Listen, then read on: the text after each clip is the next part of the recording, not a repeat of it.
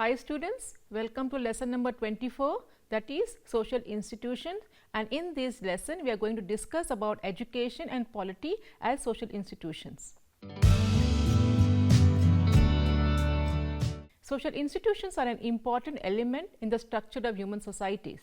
They provide a structure for behavior in a particular part of social life.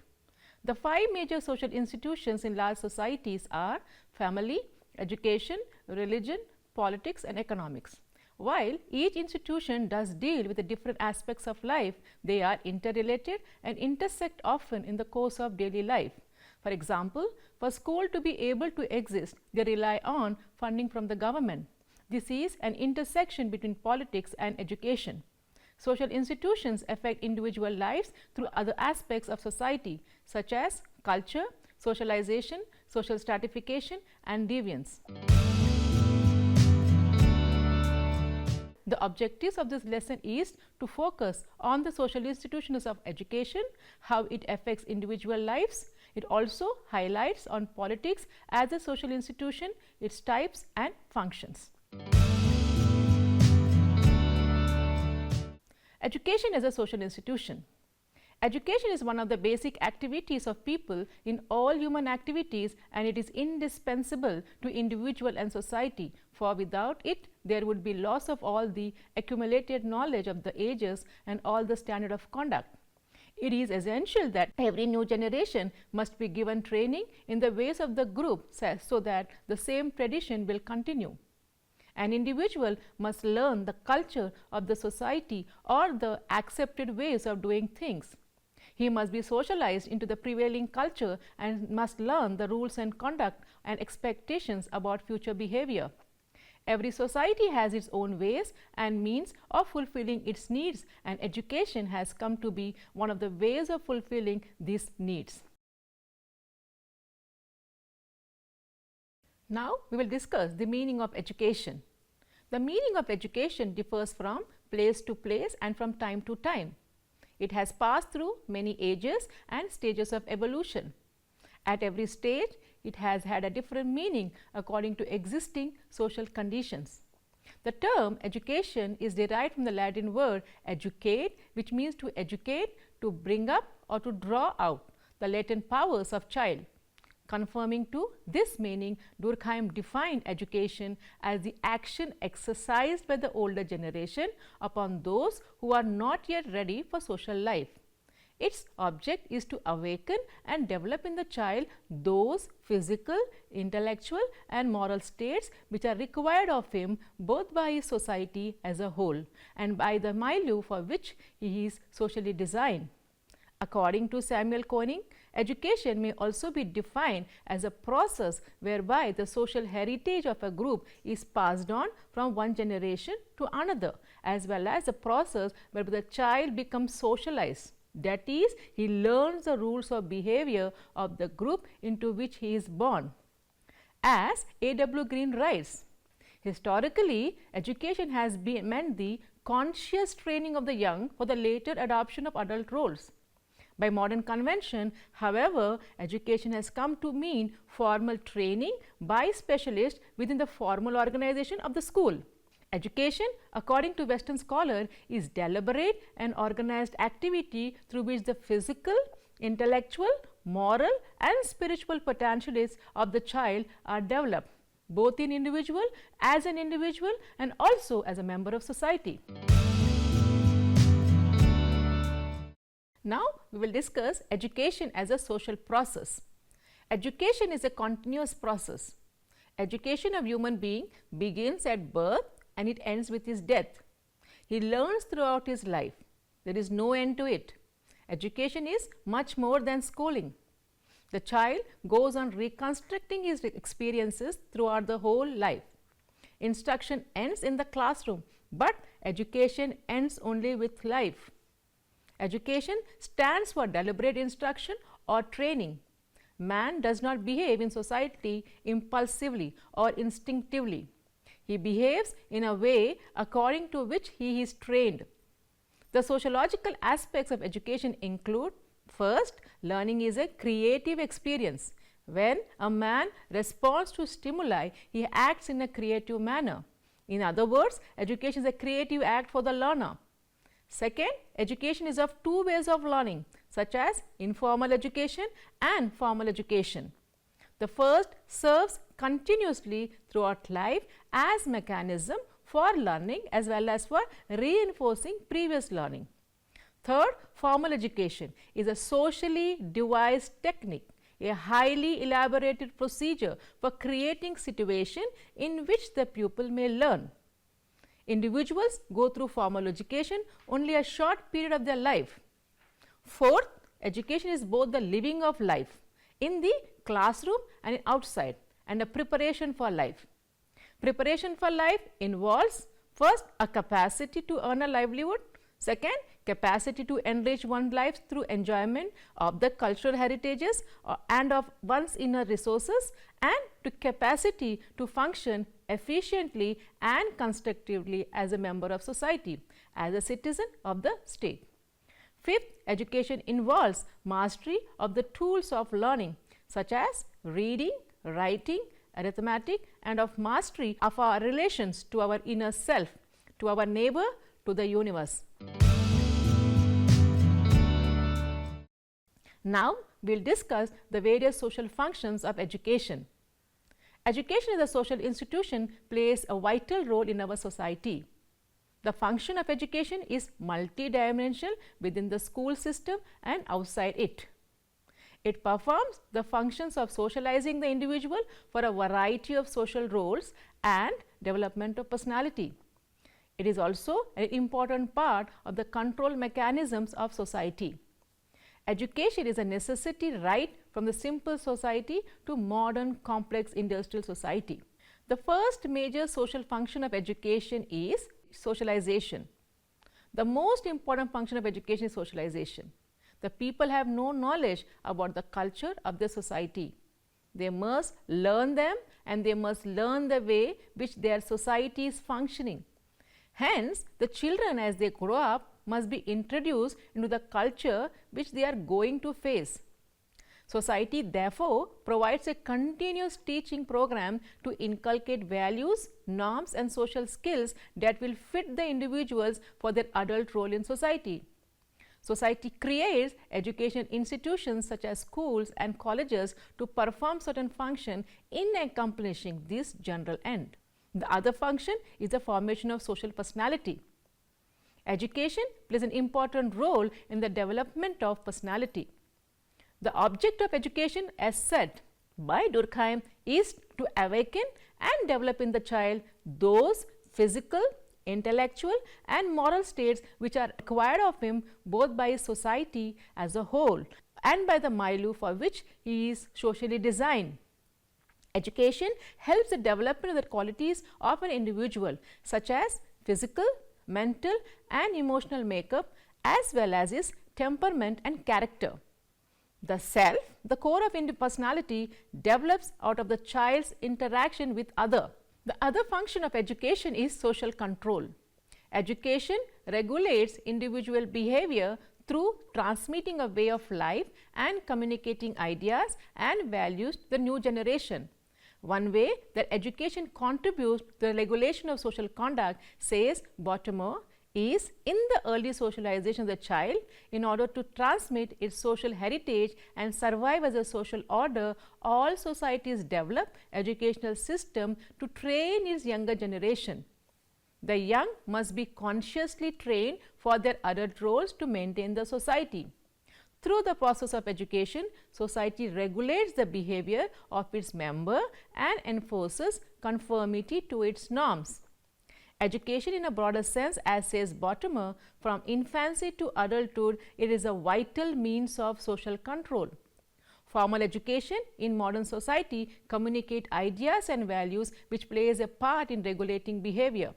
The new generations are instructed to observe the social norms, the violation of which may invite punishment.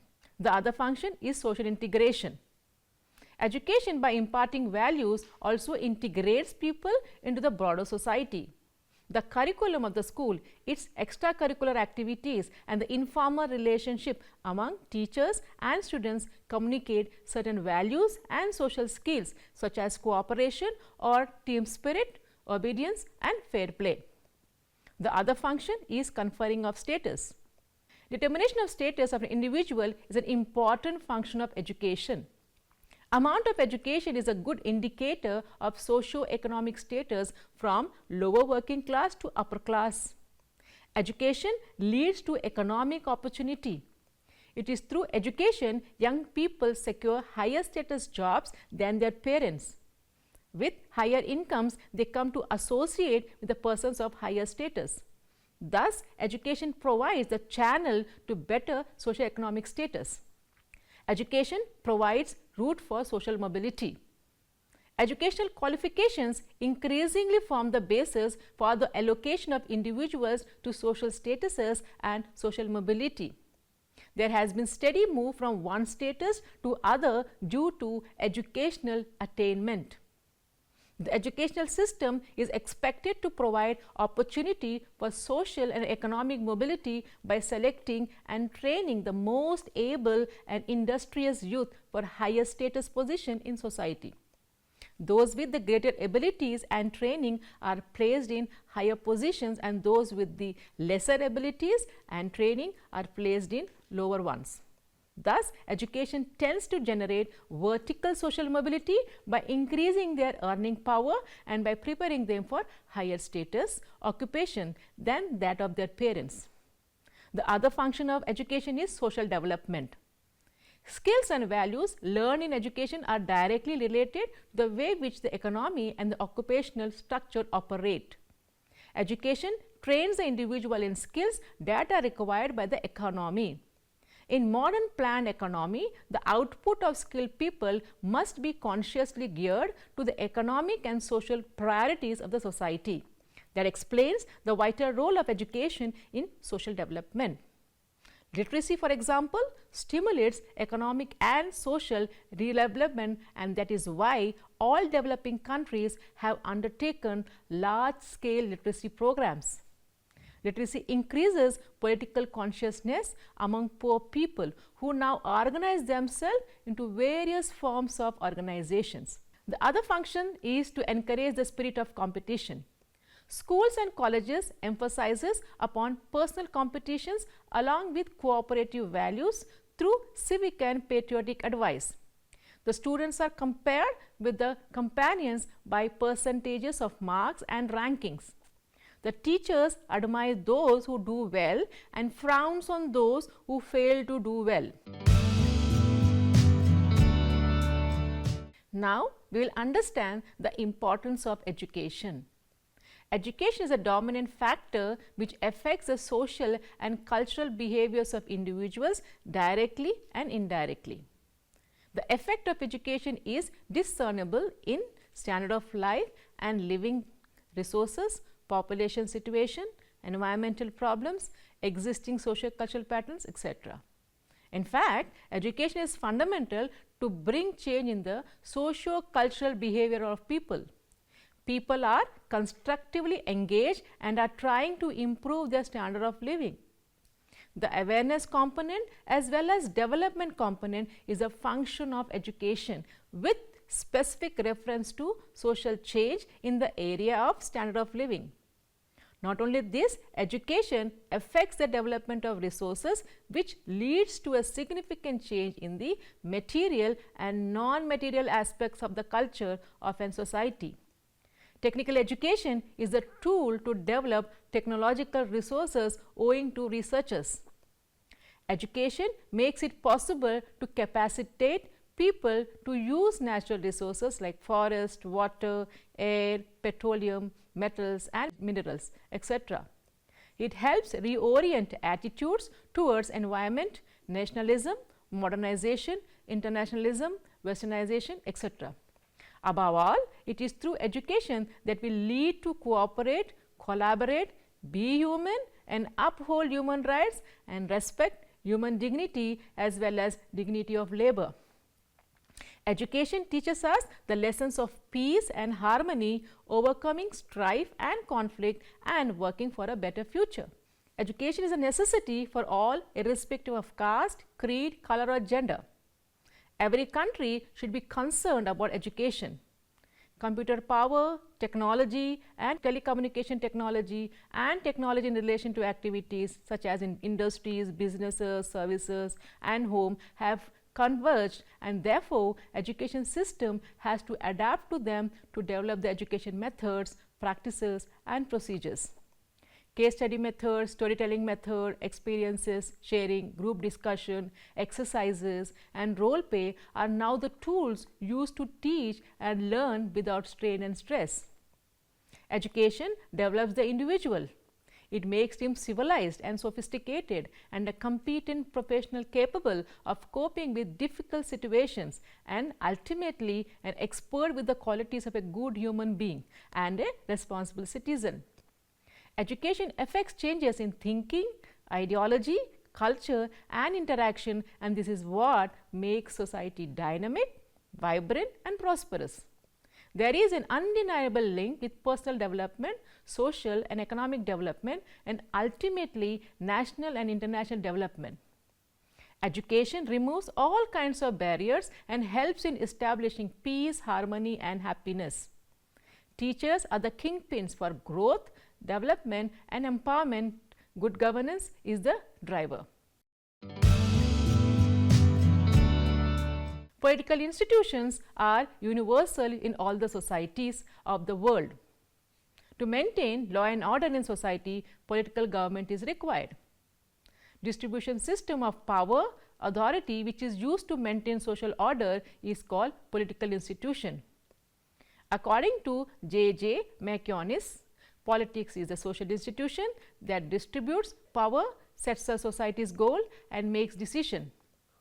According to Gillen and Gillen, the state is the sovereign political organization of the individuals occupying a particular territory. Political institutions are concerned with the distribution of power in society. Two concepts which are official to the understanding of political institutions are power and authority.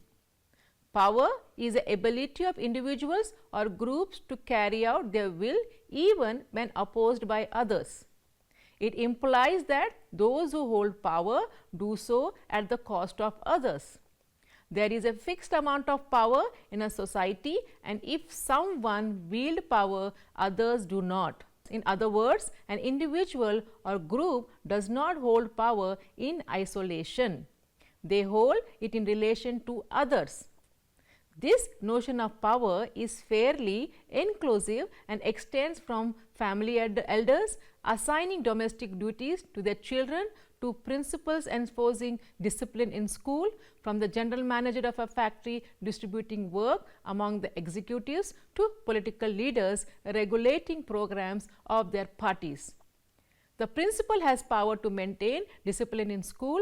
The president of a political party possesses power to expel a member from the party. In each case, an individual or group has power to the extent to which others abide by their will. In this sense, political activities or politics is concerned with power. Political institutions that we know today are in effect built around the question of authority. A classic analysis by Max Weber lays the groundwork for the sociological study of authority. According to Weber, legitimate power is referred to as authority. And by power, Weber means the ability of a person to control the behavior of others so that they can act in accordance with the power holders' dictates or rules, whether they like it or not. Thus, power involves the imposition of the will of one person or segment of society on other. Now, the types of authority. Weber distinguished three types of authority, which he differentiated in terms of the sense of legitimation. First, the charismatic authority. This form of authority is based on the particular qualities an individual exhibits, which brings about a very strong emotional devotion by his followers. The term charisma means grace, which originally had a religious connotation, but which is used in popular parlance to refer to someone who sways the crowd with his/her presence and personality. Leaders such as Mahatma Gandhi, Martin Luther King Jr. have exercised a charismatic authority over their followers. Charismatic authority is dependent on a person. It lasts as long as a person exists. In some cases, the charismatic authority has a sanction of tradition, in which case it combines the elements of both personality and sacred tradition, as in the case of the Tibetan spiritual and political leader, that is Dalai Lama. Now, the traditional authority. Traditional authority is legitimized by a historic practice or custom. These practices are considered sacred by people and therefore inviolable. The divine origin attributed to a rule or an emperor stems from the notion that the authority exercised is sacred and divine. According to Weber, the feudal system of authority is also traditional because the relationship between feudal lords and vassals was based on customs and regarded as sacred. Now, we will discuss about legal authority. Legitimacy is based on rules, procedures and rational legal logics in the case of legal authority.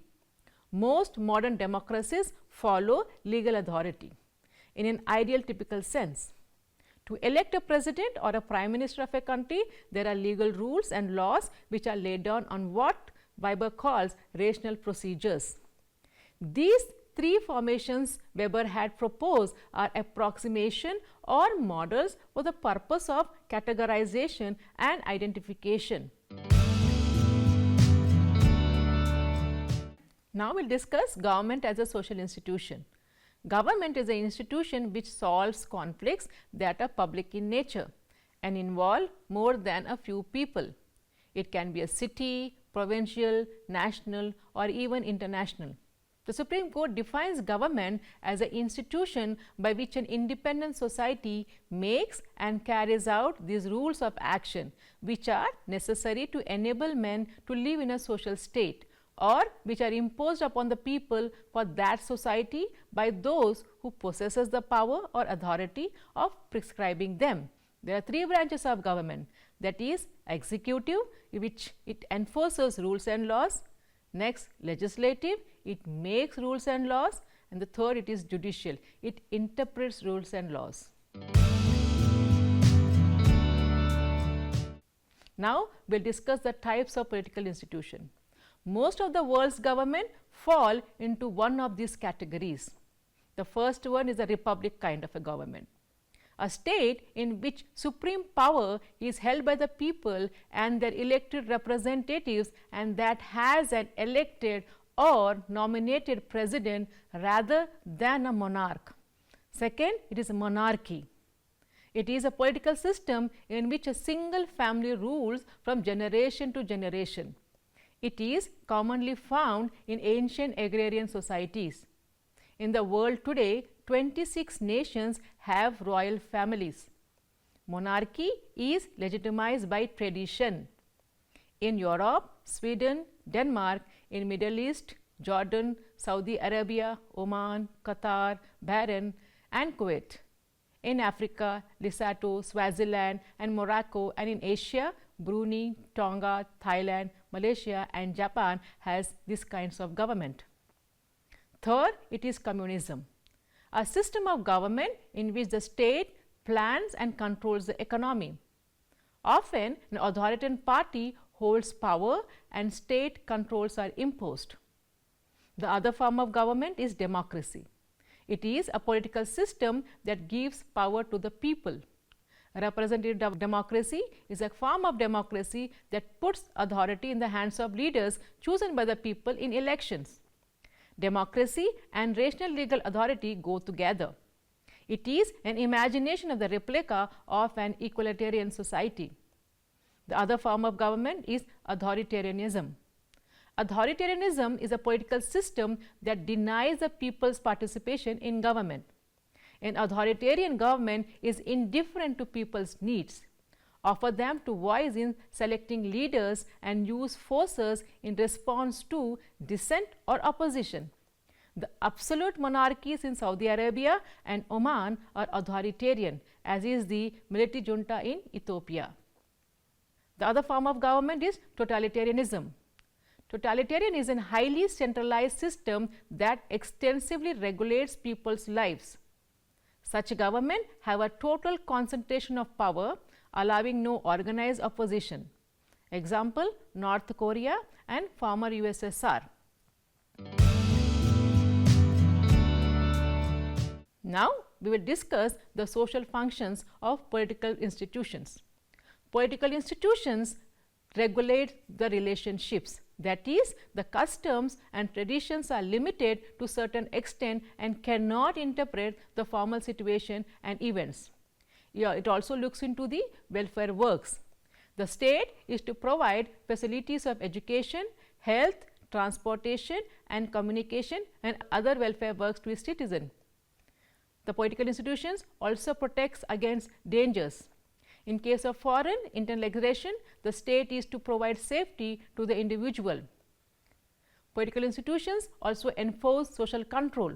To bring control over the individuals through laws is to punish the violator by the state. Political institutions also provide recreation. In most cases, organizers recreational activities. For instance, government arranges art council and major games like football and other activities. It also plays a very important role in decision of conflicts. That is, courts, jails and other means are provided by state to decide the conflicting situations, and so this is the responsibility of political institution to make law, and these are to decide the conflicts. It also plays a role in collecting revenue. Government collect the revenue through taxation to run its administrative machinery efficiently, and rest of the money is spent on public welfare. It also has the control over the resources. Political institutions directly or indirectly control all the resources of the state. Now, we will understand the predominant political institution, that is the nation state. As we have seen, as societies become more complex and larger, there arose a need to regulate and order the societies. Traditional societies, especially if they are small, make do with leadership that was not based on elaborate legal procedures. Community leaders, tribal chiefs, were elected or divinely or ordained to conduct the affairs of the people. In civilization, which were agrarian based, there were empires and monarchies who were primarily interested in collecting taxes, defending themselves against enemies, maintaining law and order. They were not very intent in local political situations. In India, for instance, the village leadership was with local panchayats, which was caste based. These people had a sense of loyalty to their community, ethnicity, rather than the empire, unless it was personal loyalty. However, with the coming of modern nation state, the loyalty has shifted to nation. Now, we will discuss the component of the welfare state. The modern states are claiming themselves as welfare states, which is understood as an agency of social service than as an instrument of power. According to D.L. Hobman, welfare state as a compromise between the two extremes of communism on the one hand and unbridled individualism on the other. The concept of welfare state is of tremendous significance all over the world. They perform certain functions to promote the well-being of the people. The type of their welfare activities and the manner in which they undertake them depend upon the nature of their political system, whether democratic or totalitarian. However, the main functions which a welfare state mainly perform are as follows. First one, they ensure peace, internal peace and order, and provide security to its citizen. It assures for its people the inalienable fundamental rights which assures rights to life, liberty and pursuit of happiness, equality and justice. Third, it also tries to conserve its natural resources against a competitive private interest. Fourth, it gives high priority for education and create opportunities for the individuals to level up their personality. Fifth, it promotes industrial advancement and also help to avoid exploitation. Sixth, it also gives attention to the needs of the working classes in making proper legislations and prevent their exploitation.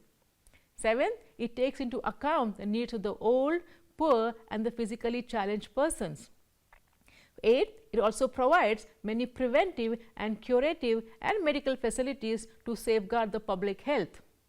Ninth, it also lays down laws against evil and harmful customs and practices, and also tries to prevent or check the processes of socio-economic disorganization. Thus, it is clear that the functions of the welfare state is not merely administration, but an integral welfare and development of its subjects or citizens. The social institutions are chief instruments by which the societal behaviors can be regulated and controlled. They help individuals to socialize and play a major role in maintaining harmony in the society. They are helpful in passing culture from one generation to another.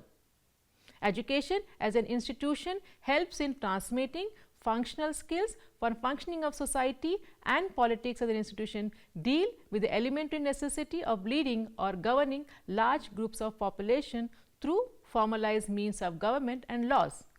Without the social institution, modern society could not exist, and without the institution of education and politics, a society cannot function.